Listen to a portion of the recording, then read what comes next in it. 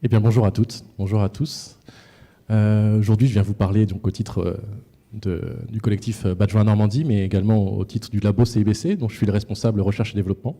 Alors, juste pour quelques mots de présentation, le labo CIBC, c'est un laboratoire d'innovation pédagogique qui est une entité reliée à une structure qui s'appelle le CIBC Emploi Conseil, qui est une structure d'accompagnement des parcours professionnels. Ça va être important pour la suite de la présentation, c'est pour ça que je vais vous le confie dès maintenant. Dans cette structure, nous accompagnons les parcours au sein de Bilan de compétences. CIBC est un centre interinstitutionnel de bilan de compétences, mais pas seulement, également des parcours en VAE ou de personnes bénéficiaires du RSA que nous accompagnons par rapport à leur réinsertion professionnelle ou le fait d'atteindre une formation. Aujourd'hui, je vais vous parler de reconnaissance ouverte et de réflexivité. Donc, comme l'a très bien introduit mon collègue Philippe juste avant moi, le badge, vous l'avez vu, a de nombreuses fonctionnalités, finalement. C'est ce qu'on rencontre lorsqu'on est amené à former des professionnels ou en tout cas à avoir des prestations de conseil. C'est pas toujours agréable d'entendre on peut tout faire avec le badge. C'est pas toujours agréable parce qu'on a envie de savoir précisément ce qu'on peut faire avec par rapport à son besoin. Et c'est pour ça que j'ai voulu introduire mon propos par rapport à quel était notre besoin au départ. Je vous l'ai dit, structure d'accompagnement. Accompagnement avec un objectif précis, qui est le développement du pouvoir d'agir des personnes que nous accompagnons, c'est-à-dire leur mise en action, finalement, au regard de leur situation, au regard de leurs objectifs. Et pour atteindre cette mise en action, c'est pas nous qui l'avons théorisé, c'est Yann Le Bosset, mais on s'en revendique volontiers. Dans l'équation, pour atteindre cette mise en action, il est attendu 3 ingrédients. Le premier d'entre eux, ça va être le développement du sentiment de compétence. Alors, on voit bien comment, avec l'objectif qu'est la reconnaissance, objectif que l'on martèle beaucoup avec le badge et auquel on se rallie volontiers, la reconnaissance par un tiers, quel que soit ce tiers, un professionnel, une structure, eh bien, avant même ce premier objectif affiché qui est la reconnaissance par un tiers, un de nos premiers objectifs en mobilisant le badge, nous, était la réflexivité. C'est-à-dire cette capacité d'analyse, cette opportunité réflexive qu'offre ce badge. Et donc, le développement de sentiments de compétence, un contexte spécifique, le fait de mobiliser les ressources, la manière dont on s'est emparé de ce contexte, et donc potentiellement mobiliser des compétences au sein de celui-ci. Le développement du sentiment de contrôle, la personne qui puisse projeter qu'elle est capable dans un contexte précis, qui peut parfois faire défaut et expliquer un certain nombre d'abandons au sein de parcours professionnels, ou en tout cas de découragement par rapport à l'atteinte d'objectifs. Même chose, on prétend pouvoir mobiliser et développer ce sentiment de contrôle à l'aide du badge, et je vous illustrerai comment par la suite. Et enfin, l'analyse stratégique. Yann Le Bosset dit, et on le suit volontiers là-dessus, si ces 3 ingrédients sont réunis, les personnes se mettront en action, à condition de se sentir compétent, de se sentir capable et en maîtrise dans une situation donnée, et de faire preuve d'analyse. Eh bien, à partir de là, il y aura mise en action au regard des situations et des objectifs de chacun. Et finalement, nous, cet accompagnement à la réflexivité, c'est quelque chose qu'on a depuis un moment mobilisé, qu'on a depuis un moment dans nos principes d'action. Et lorsqu'on a rencontré le badge, lorsqu'on a rencontré Philippe Petitqueux, François Millet, Serge Ravet et en 2016 ce standard, on s'est dit chouette, finalement, ça fait un certain temps qu'on essaye d'accompagner à l'identification, si possible à la valorisation des compétences, des expériences des personnes. Et là, on va voir un outil qui va nous permettre la reconnaissance. Mais pour cela, finalement, on a également mobilisé un dernier, après je vous ferai grâce d'autres modèles, mais quelque chose qui nous tient à cœur, c'est ce modèle de l'apprentissage expérientiel de Kolb. On se base beaucoup là-dessus pour expliquer un certain nombre de choses que l'on produit ou des accompagnements que nous réalisons. C'est le fait qu'assez traditionnellement, ce modèle, il propose finalement de dire que, quel que soit par quel ordre on commence, si ces 4 étapes sont réunies, il y a apprentissage.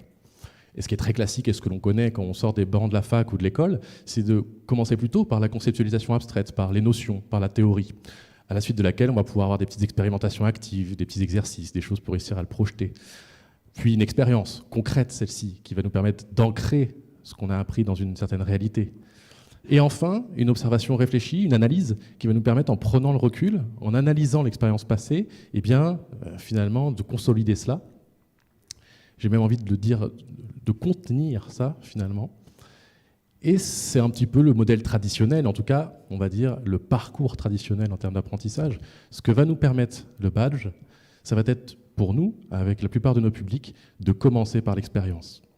Et d'inverser un petit peu ce modèle, puisque c'est en essayant de mobiliser les expériences concrètes, les contextes actuels des personnes, sans forcément aller dans leur passé, analyser des choses passées, non, d'être dans le ici et maintenant, dans le présent, qu'est-ce que les personnes réalisent, parfois des expériences type loisirs, des investissements bénévoles, des expériences du quotidien, et de commencer plutôt par faire ce focus sur l'expérience réelle de la personne pour l'amener ensuite à essayer d'en extraire un certain nombre d'apprentissages. Mais voilà, cette chose qu'on avait depuis un petit moment réalisée avec d'autres biais, la rencontre de l'Open Badge nous a paru évidente dans le fait de pouvoir développer ceci à ce niveau-là. Alors, tout cela demande évidemment un accompagnement. En tout cas, c'est ce que nous avons, entre guillemets, la chance de pouvoir proposer dans le cadre de nos interventions et de nos services, c'est justement d'accompagner les personnes. Le badge, seul, intrinsèquement, ne va pas être magique, ne va pas permettre à la personne de s'en emparer et tout d'un coup d'avoir un objet d'analyse. Mais si on l'intègre, et c'est toujours cela, hein, on en parle souvent, on ne va pas pouvoir saupoudrer de badge une activité existante, ce serait trop simple, ce serait bien, mais ce serait trop simple. Il va falloir profondément réfléchir à comment on va peut-être transformer son accompagnement, son service, sa structuration, pour permettre à l'Open Badge de prendre sens au sein de celle-ci. Donc, dans notre cas, les accompagnements peuvent prendre des formes diverses, évidemment du face-à-face avec des personnes qui amènent à des questionnements. On a également des ateliers réflexifs un peu plus approfondis. On a des mises en situation. Je disais, il faut des expériences, il faut des contextes. Parfois, les personnes peuvent peiner à essayer de les trouver dans leur quotidien. Donc, on peut mettre les personnes en situation de manière plus ou moins ludique pour cela. Et donc, nous avons également des jeux pédagogiques et un certain nombre d'éléments et de ressources qui vont nous permettre de provoquer ce début de dialogue réflexif. L'idée, c'est de se dire, ça ne va pas être quelque chose de si ponctuel.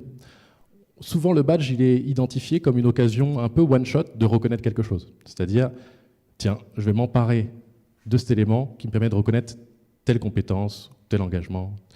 L'idée, ça va plutôt être, dans notre cas, d'intégrer le badge de manière un peu fil rouge à un accompagnement et qu'il en devienne, on le verra, presque plus un document de travail.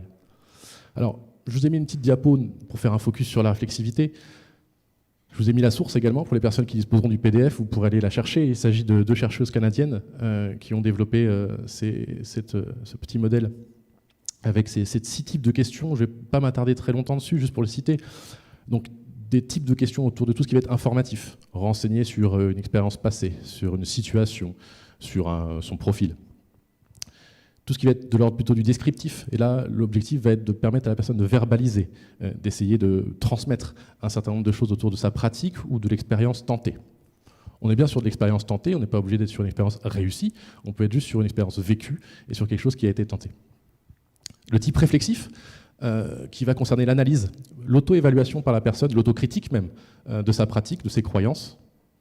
Le type métacognitif, qui est là peut-être un peu plus perché, mais qui va permettre en tout cas à la personne d'avoir un regard sur sa manière d'apprendre, sur son apprentissage, pour essayer justement de mettre en place des choses adaptées par rapport à son intérêt, son goût ou la manière dont elle s'y prend. Type affectif, c'est quelque chose qui est complètement facultatif, mais auquel on peut aussi penser, faire émerger une observation par rapport à la manière dont on mobilise ses émotions, par rapport aux réactions affectives qu'on peut avoir dans certaines situations. Et puis le type conceptuel, c'est-à-dire le fait d'activer dans l'instant des connaissances, des croyances, de rendre visible, on l'a dit beaucoup avec le badge, de rendre visible aux yeux de la personne ce qu'elle a pu apprendre ou développer au sein d'une situation. Bon, cette petite diapo un peu didactique, elle a juste cette valeur de mise en place par rapport à ce qui va suivre derrière. L'objectif de cette présentation, c'est plutôt de vous amener des manières très concrètes finalement de pratiquer cet objectif réflexif avec l'Open Badge. L'idée, c'était de pouvoir s'appuyer là-dessus. Vous retrouverez a priori, j'essaierai de faire des ponts peut-être au moment opportun, certains de ces types de questionnements avec les exemples que je vais vous proposer. Aussi, pour trancher un petit peu, je l'ai commencé à le dire, avec la vision, la représentation qu'on peut avoir de l'Open Badge, encore une fois, de l'occasion ponctuelle d'obtenir de la reconnaissance.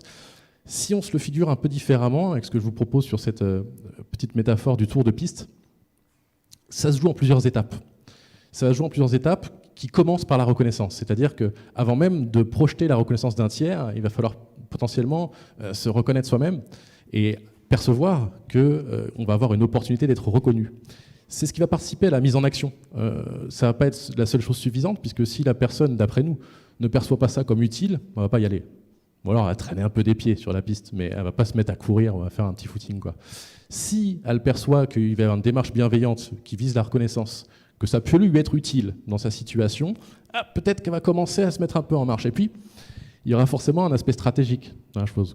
Comment je vais aborder la situation? Quel badge je vais demander plutôt de quel autre? À quoi ça va me servir derrière?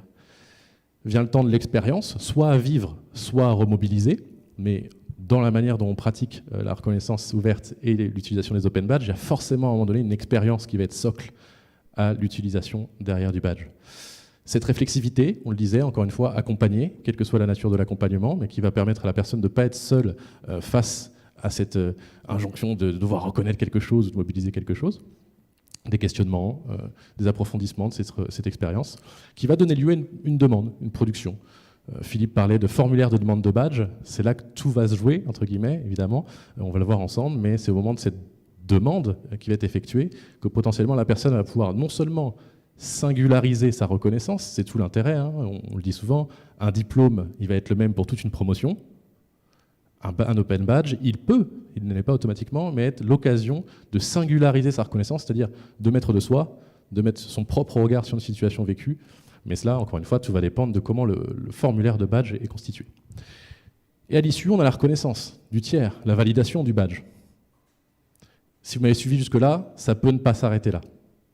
Encore trop souvent, aujourd'hui, c'est à la fois peut-être comme ça que c'est présenté, plus ou moins intentionnellement, en tout cas c'est comme ça que c'est compris, et les personnes vont peut-être, plus ou moins de manière consciente, emprunter ce petit tour de piste, mais s'arrêter au moment de la reconnaissance.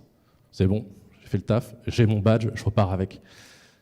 On peut continuer, il peut y avoir d'autres tours de piste, et on va le voir, l'idée c'est de vous montrer en quoi la technique nous permet cela aussi, si tant est qu'on s'en donne les moyens. Alors aujourd'hui, quelques terrains d'expérimentation sur lesquels je vais m'appuyer pour vous montrer des choses un peu concrètes. La première des choses, c'est comme tout le monde, hein, nous on a commencé par faire des badges en interne. Donc on a des badges de compétences transversales, type je travaille en collaboratif, je m'adapte, j'adapte, je communique.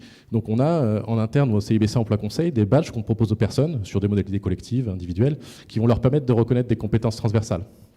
Sur celui-ci que je vais m'attarder par la suite. Mais vous le verrez, il y a aussi d'autres expérimentations, que ce soit au niveau de la VAE, j'ai un collègue qui va vous en parler un peu plus longuement juste après ma présentation. On met en place des tentatives, d'autres types de reconnaissance au niveau de la VAE.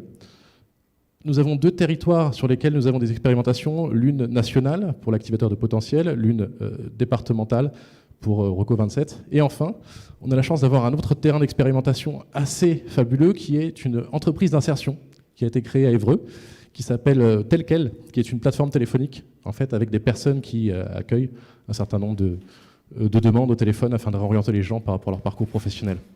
Donc autant de terrains d'expérimentation que de dynamiques un peu différentes autour de cette mise en place. Le premier, je reviens vite fait sur ce badge J'adapte, ce badge Caméléon. Un formulaire de demande. Le formulaire de demande, on peut en faire un peu ce qu'on veut. Hein. On a un certain nombre d'outils qui vont nous permettre de venir interroger l'expérience. Alors certes, si on fait des cases à cocher, on peut se dire que ça peut être un peu limité, un peu passif pour les personnes. Je vais cocher des choses. Bon, ça peut, hein. Il y a des situations dans lesquelles ça peut être tout à fait valorisé. On peut même demander, on l'a fait là, vous le voyez, un dépôt de fichier. On peut demander à la personne de prendre une photographie d'une réalisation. Bon, il y aura une mise en action. Mais peut-être que là où l'analyse et la réflexion va être la plus poussée, c'est quand on commence à interroger de cette manière un peu VAEesque, si vous me pardonnez l'expression, des résultats obtenus, des méthodes qui ont été déployées, tout simplement la manière dont la personne a mis cela en place, les ressources qui ont été mobilisées. Le fait d'interroger les personnes par rapport à cela va peut-être permettre d'activer un certain nombre de réflexions qui parfois, je ne dis pas que c'est toujours le cas, mais peut même s'ériger un peu en méthode. C'est-à-dire que si vous interrogez quelqu'un par rapport à la mobilisation d'une compétence précise et la manière dont elle l'a mis en place, déjà, rappelez-vous, sentiment de compétence, elle va se sentir peut-être compétente au regard de la compétence et du contexte est bien expliqué, mais peut-être qu'elle va se dire, bon, si je rencontre à nouveau cette situation, j'ai été capable une fois, j'ai été capable de le décrire, peut-être serais-je capable de le mettre en place à nouveau. Donc, il y a vraiment cela dans la manière dont on va pouvoir créer ce formulaire qui va être importante, c'est essayer de prévoir qu'est-ce qu'on a envie d'obtenir en fait, comme récit, et qu'est-ce qu'on a envie de permettre, je redis le mot, comme dialogue réflexif. Parce que si on envisage le formulaire de demande comme un dialogue avec la personne qui va être amenée à devoir le valider, c'est pas la même démarche que si on envisage le formulaire comme un recueil ponctuel, excusez-moi, je le martèle, hein, et définitif. On y reviendra sur cette dimension-là. Ensuite, une fois le badge obtenu, je vous le disais, tour de piste, c'est pas forcément terminé. On va pouvoir non seulement prendre du recul et essayer de se dire dans quel autre contexte je mobilise cette compétence, en l'occurrence dans mon exemple, et donc enrichir ce badge d'une preuve supplémentaire, mais on va pouvoir tout simplement se dire, une fois que j'enrichis ce badge, qu'est-ce que je rends visible ou non? C'est-à-dire que la personne, quand on parle d'inversement de paradigme, de redonner le pouvoir de reconnaissance à la personne, etc., ça peut être très concret à l'aide des outils. Et donc, évidemment, c'est mieux en étant accompagné, parce que ça ne se devine pas. Mais si on accompagne la personne à prendre en main l'outil et à voir de quelle manière elle va pouvoir enrichir elle-même, avoir la main, finalement, sur le développement de l'aura un peu de sa reconnaissance et sa réactualisation, puisqu'il y a un petit peu de ça. L'idée, c'est pas de faire un herbier. Si vous, encore une fois, me pardonnez cette comparaison, c'est pas d'avoir des preuves de reconnaissance qui vont petit à petit sécher, mais peut-être faire en sorte de récolter et de recueillir des éléments actuels. De la même manière que quelqu'un qui se présente à vous avec un CV qui n'a pas été mis à jour depuis 2018, vous allez peut-être vous poser un peu de questions. Si la personne vous montre un badge qui a été obtenu en 2018, sur lequel elle n'a pas forcément de nouveaux éléments ni d'analyse particulière depuis, ça n'aura peut-être pas non plus beaucoup de valeur. Donc il y a vraiment cette notion d'entretien, finalement, et de réactualisation possible, et donc de réflexivité et d'analyse des différents moyens qu'on a à notre possession. Je passe très rapidement, mais quand je vous disais que, finalement, le développement des fonctionnalités, on a cette chance, je fais un tout petit point là-dessus, on est dans quelque chose d'expérimental et d'innovant. Ça a beaucoup d'inconvénients, je crois qu'on l'a dit, ça prend du temps, ça demande de réfléchir à nos process, et la preuve du concept n'est pas toujours faite partout, on a des interlocuteurs qui ne savent pas trop de quoi on parle, mais ça a aussi des gros avantages. Et notre chance, c'est d'avoir des techniciens, des gens qui sont derrière les outils, qui sont tout à fait à l'écoute, et avec qui on est en dialogue pour le fait de faire évoluer les outils finalement. Vous voyez, et une fonctionnalité comme celle-ci est un très bon exemple. Le fait qu'un badge obtenu, il peut être renvoyé en demande de validation à l'émetteur, pour le peu que la personne elle se soit prise au jeu, qu'elle ait effectivement alimenté son badge, qu'elle ait renseigné des choses, il va y avoir, vous l'avez vu, la possibilité de l'enrichir, mais à un moment donné, si elle veut que ces éléments de preuve supplémentaires soient reconnus à nouveau par l'émetteur initial, elle va pouvoir obtenir cette reconnaissance-là. Donc, encore une fois, petite illustration que la technique va favoriser, à un moment donné, pour le peu qu'il y ait accompagnement, le fait de rendre visible cette démarche-là. Autre petit exemple concret d'éléments réflexifs par rapport à un badge qui a été mis en place au niveau de l'entreprise d'insertion dont je vous parlais, tel quel. C'est un badge de parcours. Donc là, on ne reconnaît pas une compétence à proprement parler. On va reconnaître que la personne, en tout cas la personne va se reconnaître comme étant prête. Alors qu'est-ce que ça va vouloir dire, être prête là? C'est vraiment un décorrélé de la période d'essai. Une personne n'est pas toujours prête à l'issue d'une période d'essai. Plus forte raison dans une entreprise d'insertion où le degré d'autonomie va être très important au moment de la réception des coups de fil, des appels téléphoniques avec des demandes précises. Donc là, c'est les salariés en parcours qui vont dire et qui vont revendiquer à un moment donné le fait d'être prêt, en demandant ce badge et en l'alimentant, en répondant à ces critères, en alimentant avec ce qui, d'après eux, donc il y a pour le coup une réflexivité au niveau du ressenti, au niveau de l'intégration, de comment les personnes se sont projetées au sein du collectif, etc. Donc cette réflexion par rapport à tenir son poste en autonomie et d'être capable de satisfaire les demandes sans forcément avoir besoin du tuteur ou d'une personne autour de soi au quotidien, va faire partie de cette reconnaissance-là aussi. Je vous le disais, expérimentation au niveau de la VAE, je ne vais pas passer très longtemps là-dessus puisque Dimitri va vous en parler juste après, ce serait pas un cadeau à lui faire que de spoiler son intervention, mais on le sait, on le pense, on y croit, la VAE, au-delà d'une opportunité de reconnaître un parcours passé, c'est également un parcours au sein duquel il y a des compétences qui se mobilisent et qui se développent. Donc, encore une possibilité, cette fois-ci, de reconnaître très concrètement une compétence autour de, cette fois-ci, une posture réflexive. Donc ça, c'est un élément de plus pour essayer de projeter cela. Et puis, si on s'attarde un tout petit peu, je vous parlais de l'importance du formulaire. Le formulaire, encore une fois, on a tendance à vouloir le soumettre dans l'instant. On oublie souvent que juste à côté, alors c'est peut-être parce que c'est moins mis en avant, mais il y a la possibilité d'enregistrer son formulaire et de continuer plus tard. À ce niveau-là, ça vient illustrer ce que je vous disais tout à l'heure avec l'opportunité d'avoir un document de travail, un fil rouge. Et si on envisage le badge pour l'un de ses usages, il ne s'agit pas d'en faire que ça, mais comme un document de travail, on a parlé de démarche e-portfolio, mais quelque chose qui peut se remobiliser tout au long d'un parcours et enfin se soumettre quand la personne s'estime prête ou qu'elle est satisfaite de son contenu pour pouvoir être reconnue, eh bien déjà, ça nous ouvre un usage un petit peu différent. Enfin, j'ai beaucoup parlé de badge à nous, CIBC. J'ai décidé de vous montrer, pour finir sur des exemples concrets, des badges que nous n'avons pas créés, mais que moi, en tant qu'utilisateur, j'ai demandé. Tout simplement pour illustrer aussi ce côté réflexif qu'on essaie de mettre en place. C'est-à-dire, pour peu que la personne elle ait été accompagnée à cela, après, elle va seule pouvoir identifier que des badges qu'on n'avait peut-être pas cette utilisation première au départ, lui permettent cela. C'était mon cas avec les badges qu'ont proposé le Dôme pendant la situation sanitaire qu'on a connue. Nous, au sein du Dôme, on a un certain nombre de professionnels de différentes structures et on travaille au quotidien, ou en tout cas quand on peut venir dans cette structure, on se voit assez régulièrement. Tout d'un coup, pendant le confinement, on ne s'est plus vu.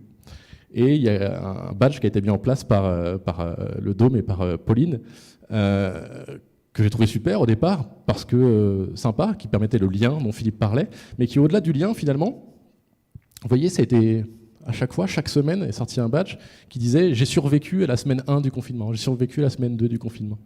Alors on pouvait tout à fait en rester à la blague, entre guillemets, hein, c'est-à-dire dire « oui, je demande, je reconnais que je survis au confinement ». Mais le formulaire était fait d'une manière qui permettait finalement de projeter un certain nombre de choses, de donner son ressenti, comment on vivait la situation. Je m'en suis totalement emparé comme un journal de bord, en fait. Mais je m'en suis rendu compte qu'au bout d'un moment, au début, je le faisais à la fin d'une journée de travail, et puis avec le recul, j'ai été jusqu'à la semaine 7, je ne sais plus jusqu'où vous avez été, mais moi je me suis arrêté à la 7. Et ce qui était assez intéressant, voilà, c'était d'avoir l'opportunité d'avoir un réceptacle à la manière dont on observait la situation dans le moment. Toujours le côté captation du présent, quoi. Sans forcément le côté utilité derrière, plus que pour moi, quoi. Je ne comptais pas, jusqu'à aujourd'hui, le montrer à d'autres personnes. Finalement, ce badge, il était surtout pour moi. Un badge, ça peut être pour soi aussi, et avant d'être reconnu par un tiers, cette opportunité réflexive que j'évoquais.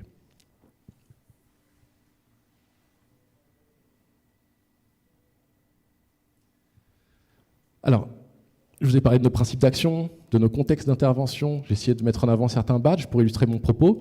Maintenant, l'idée, c'est peut-être de plus m'arrêter sur des activités précises qui pourraient être, si ce n'est inspirantes, en tout cas retransposées à vos situations et à vos structures. Évidemment que la réflexivité, ça peut passer par une analyse de l'expérience. C'est pas évident, c'est pas si évident. Je parlais de singulariser la demande d'un badge, je parlais d'arriver à tout simplement documenter une expérience au sein d'un badge. C'est quelque chose qui se travaille, c'est quelque chose qui s'accompagne, et le fait de pouvoir illustrer, alors évidemment l'objet photo peut être un très bon moyen de le faire, mais jusqu'où on va dans cette analyse de l'expérience? Est-ce qu'on va se contenter de décrire l'expérience vécue? Est-ce qu'on va essayer de relier ça à des compétences précises? Comment on va réussir à verbaliser cela? Pas toujours évident avec certains publics qui sont déjà pas forcément dans une capacité à se valoriser ou à mettre en avant des objets de réussite ou à positiver des choses, donc ça se travaille. J'ai parlé de négociation de critères à ce niveau-là, avec un exemple que j'aime bien mettre en avant. Ceux qui me connaissent ou que j'ai déjà eu la chance d'avoir en formation ont déjà vu cette diapo. Nous, très tôt, je vous l'ai dit, Centre interinstitutionnel de bilan de compétences, on a cet accompagnement à l'identification de ce qu'est une compétence, en termes de notions, etc. Là, ça a été une formidable opportunité d'essayer, plutôt que de dire savoir-être, savoir, de dire, voilà, aujourd'hui, on arrive avec un badge, il était vide. J'arrivais juste avec l'image, pour le coup. Et on avait des jeunes de mission locale et des conseillers de mission locale. On arrivait avec le même badge, qui était « Je gère mon identité numérique », et on leur disait, voilà, à l'époque, c'était en 2017, je vous propose ce badge, à vous de dire qu'est-ce qu'il reconnaît, à quelles conditions vous pourriez prétendre d'obtenir ce badge qui reconnaît votre compétence à gérer votre identité numérique. Alors évidemment, on avait choisi le verbe. L'action, on savait que derrière « je gère », peut-être se cacheraient des représentations en fonction de la génération ou du rôle. C'est ce qui s'est passé et c'était très intéressant. On avait évidemment du côté des jeunes le côté gestion de son image, le fait de pouvoir se mettre en valeur sur les réseaux sociaux. Du côté des professionnels, on était nettement plus sur la confidentialité, le fait d'être conscient des risques, des choses comme ça. Et quand je parle de négociation de critères, c'est qu'en fait, chacun des collectifs, chacun des groupes s'est rendu compte que l'autre avait potentiellement raison, en fait. C'est que tout dépendait du rôle, de la situation et de ce qu'on voulait mettre en avant. Donc, ce qui a été très intéressant lors de ces ateliers-là, c'est le fait que finalement qu'on garde des éléments des deux productions et que le badge devienne une fusion de ces différents critères de reconnaissance. Alors, ce qui ne gâche rien, c'est que les personnes repartaient avec derrière et c'est, je le disais, un biais pour aborder et travailler la notion de compétence très concrète et qui était assez intéressante à cette époque-là. Un autre exemple que je souhaitais mettre en avant, c'est la possibilité, quand on crée un badge, parce qu'on peut créer le badge pour soi, on peut créer le badge pour les autres. Philippe l'a dit tout à l'heure, l'importance de la co-création des critères, en fait, c'est une vraie opportunité. D'aucuns parleraient de référentiels un peu bottom-up, c'est-à-dire des référentiels locaux, des référentiels qui concernent les acteurs qui vont l'utiliser. L'une de ces expériences concernait le CORAS, dont on est adhérent. Le CORAS, c'est un réseau national de l'ESS, de structures et d'entreprises d'insertion. Et là, on avait la chance d'avoir une dizaine de structures normandes, éparpillées sur les différents départements, qu'on souhaitait mettre en place un badge commun. C'est une expérience à vivre, je vous le conseille. Déjà de créer un badge au sein de sa propre structure avec ses collègues, ça demande la négociation de critères, de se mettre d'accord sur la représentation, qu'est-ce qu'on entend par telle chose. Différentes structures, identifier le commun dans les manières d'accompagner, dans les manières finalement, les encadrants techniques, d'observer une situation, d'accompagner les salariés en parcours, ça a été très riche également. Donc identifier et caractériser le commun, c'est aussi une opportunité réflexive. Elle n'est pas réservée qu'aux personnes qui demandent le badge, elle est aussi l'objet des personnes qui vont le co-créer. Et enfin, comment faire cette intervention au Dôme sans évoquer la matrice? Pour ceux qui ont le courage d'aller jusqu'au bout de la journée de conférence, on va l'aborder avec François Miet lors de la dernière conférence de 17h30 sur le développement des outils des usages. La matrice, on a mis le temps, nous, avant de s'en emparer et de venir apporter un certain nombre d'éléments à celle-ci.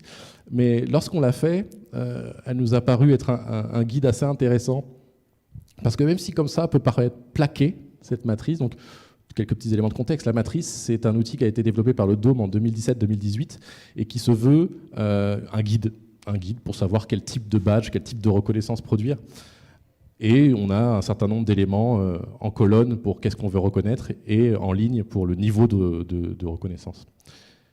Ce que je dis souvent, c'est, vous voyez, par exemple, dans le cas d'un badge de compétences, c'est pas parce qu'il y a marqué « je peux faire » et « je sais faire » sur le badge que tout est fait, que tout est dit.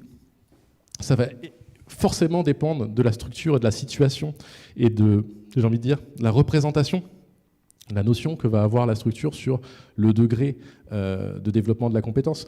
Dans une structure « je peux faire », ça va peut-être correspondre au fait d'avoir fait une fois et je sais faire la répétition. Dans une autre structure « je peux faire », c'est « j'ai été capable avec un tuteur ». Je sais faire en autonomie. Vous voyez, donc là où je veux en venir, c'est que finalement, le travail de co-création de critères et qu'exige le badge, ça va vraiment permettre, ce que je dis souvent, c'est d'apprendre à parler la même langue. En fait. Parce que des fois, on croit qu'on est d'accord sur l'utilisation des mots, mais quand on les met sur la table et qu'on arrive à essayer de décortiquer cela ensemble, on se rend compte que non. Et c'est là que ça devient intéressant, finalement, ce travail de co-construction autour de l'usage des mots et d'arriver au-delà de l'usage des mots, d'expliquer ce qu'il y a derrière pour rendre... Vous me pardonnerez l'expression, mais la règle du jeu un peu plus claire pour les personnes que ça concerne. Alors, je passais un peu rapidement sur les choses. J'ai essayé de le rendre le plus concret possible aujourd'hui, de mettre un peu de côté les concepts. Si, malgré tout, vous êtes frustré de ne pas avoir entendu trop de concepts ou de notions ou de théories, je vous propose des liens vers des articles qu'on a écrits au labo. Pour ceux qui auront le PDF à distance, les liens sont cliquables. Et notamment le premier qui concerne la réflexivité qu'on avait écrit il y a quelques temps, qui a pas mal de références à des théoriciens de la psychologie sociale ou de la sociologie. Ça peut être une autre perspective et un autre angle de vue pour aborder cette question. En tout cas, je vous remercie de votre attention et j'espère que vous avez des questions.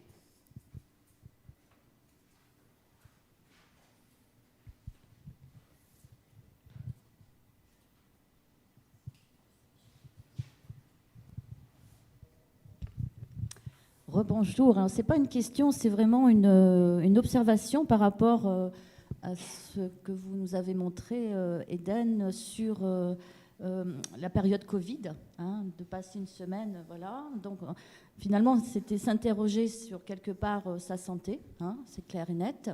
Et je me demandais justement dans certains, certaines constructions, co-constructions de parcours de badge, est-ce qu'il ne serait pas qui repose justement sur les situations de travail, est-ce qu'il ne serait pas judicieux de prendre en compte un critère qui serait justement, puisque j'interviens là-dessus aussi, sur la qualité de vie, santé au travail, d'une façon, comment dire, pas obligatoire, c'est pas ce que je veux dire bien sûr, mais récurrente.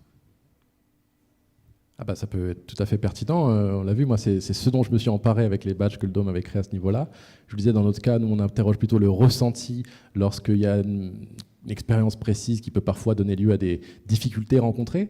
Et c'est important aussi, hein, quand on parle de ressenti, il y a évidemment les difficultés, il y a probablement des problématiques, mais il y a aussi l'envie. Des fois, voilà, il y a des choses positives qui peuvent ressortir de cela et ça peut être intéressant.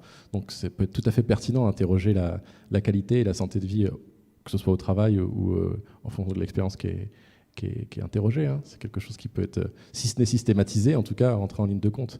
Vraiment, il faut partir du principe que, encore une fois, j'aborde la technique parce que c'est toujours par là qu'on passe en premier quand on s'essaye au badge. Et quand on s'autorise à se dire on va pouvoir poser des questions, alors, il y a certaines qui seront peut-être incontournable et qu'on va pouvoir rendre obligatoire, comme tout formulaire avec un petit astérisque rouge et se dire non, moi dans mon critère, il faut que la personne elle réponde à cette question. Puis il y en a peut-être d'autres qu'on peut juste proposer. La réflexivité, elle ne se décrète pas, elle peut s'accompagner, elle peut se favoriser, mais à un moment donné, il y a peut-être des axes sur lesquels il y a des gens qui seront un peu mal à l'aise d'aller, et peut-être qu'ils pourront y aller dans un second temps. Donc, mais en tout cas, il faut peut-être ne pas s'interdire le fait de mettre des choses sur la table et d'interroger les gens par rapport à cela. Si c'est pertinent, on regarde ce qu'on veut mettre en place derrière, bien sûr. Merci.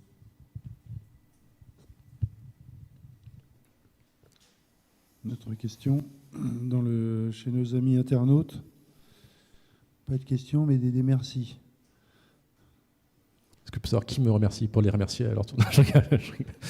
Voilà, j'ai beaucoup insisté sur la dimension réflexive, c'était le titre, mais on met beaucoup en avant, à raison, la démarche émancipatrice de l'inversement de paradigme sur la reconnaissance ouverte. Le côté, il faut donner le pouvoir aux gens d'être reconnus. Et on y travaille et on est tout à fait aligné avec cela.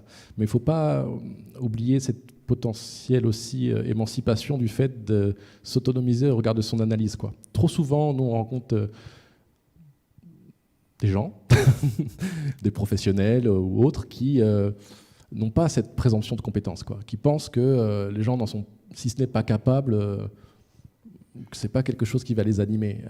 Et souvent, c'est laissé de côté, quoi. Alors que non seulement cette présomption de compétence, elle nous tient à cœur, mais on pense que c'est pas de l'ordre de l'effort, quoi. On pense que c'est juste quelque chose qui peut être encouragé, qui peut être transmis comme étant important. C'est toujours ça, hein. La démarche qu'on a autour les uns et les autres, hein, de la reconnaissance, que ce soit d'engagement, de compétences, c'est bien le fait de démontrer que ça peut être désiré et désirable dans le monde professionnel, mais il en va de même avec cette capacité d'analyse, finalement, et qu'elle n'est pas si inaccessible que certains voudraient bien le dire pour des publics, quelle que soit leur situation. Nous, non seulement on en est persuadés de fait, mais en fait on s'en rend compte aussi sur le terrain. Ce sont des choses qui sont pas si compliquées ni à mettre en place, ni à provoquer chez les gens. Et on peut y prendre goût. Une question, monsieur, au fond de la salle. Excusez-moi le temps que j'arrive.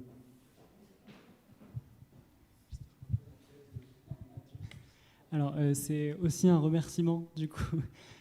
Tu as mis un mot sur quelque chose qui aujourd'hui me bloque un peu, là, sur les badges, et donc du coup, je prends une avance sur ce que je vais dire après, peut-être. Avec les 6 questions que tu as présentées, bon, il y en a une, très sincèrement, j'ai du mal à me mettre dedans, celle de la métacognition. Mais sur les 5 autres, en tout cas, je vois bien mon poste et peut-être ce que je fais aussi au quotidien. Et sur la question du badge, il y a une difficulté réelle à retrouver la vivacité que je peux avoir dans des échanges oraux avec les personnes pour susciter justement le sentiment, l'affect quand ils me parlent de leur poste, de leur mission au quotidien. Là où au début, on est sur un truc très platonique, très vite, on arrive sur un moteur qui s'engage, quoi. Et finalement, j'avais du mal c'est peut-être on est sur la conceptualisation du coup, à trouver le moyen de ramener cette vivacité dans l'écrit et dans le badge, dans le formulaire qui pouvait paraître un peu plat. Donc voilà, je reste avec le truc de l'émotion et d'essayer de la susciter par l'écrit et par le badge. Donc merci. Voilà. Je t'en prie. Alors après, voilà, l'émotion est pas toujours simple à mobiliser. Il y a un autre truc, c'est l'écrit. Vous ne m'avez pas repris là-dessus. Voilà. Certains à raison pourraient dire que ce n'est pas pour tout le monde, l'écrit. Ça peut être une difficulté. Ça peut être accompagné aussi. L'idée, c'est pas forcément d'avoir un écrit parfait, un récit exhaustif, un truc zéro faute. On n'est pas là-dedans. Je pense que vous l'avez perçu. L'idée, c'est que la personne ait la capacité à s'observer. Et ce qu'on dit souvent, alors j'aime pas trop le mot, mais il est souvent fait référence au badge comme étant un soutien au storytelling. Pourquoi pas? Si le fait de demander un badge et de l'obtenir est juste l'opportunité d'identifier très précisément quelque chose sur lequel on est capable, compétent, et qu'on puisse le remobiliser sans reprendre le badge. Ben c'est tout à fait intéressant. Si on a quelqu'un en entretien qui est capable de nous donner des contextes par rapport à une compétence précise ou des expériences qui ont compté, on va peut-être pas lui demander sortez-moi le badge là, quel est le badge qui est associé à ça. L'important, c'est peut-être ce que la personne va pouvoir développer comme regard sur elle-même, analyse et transmission.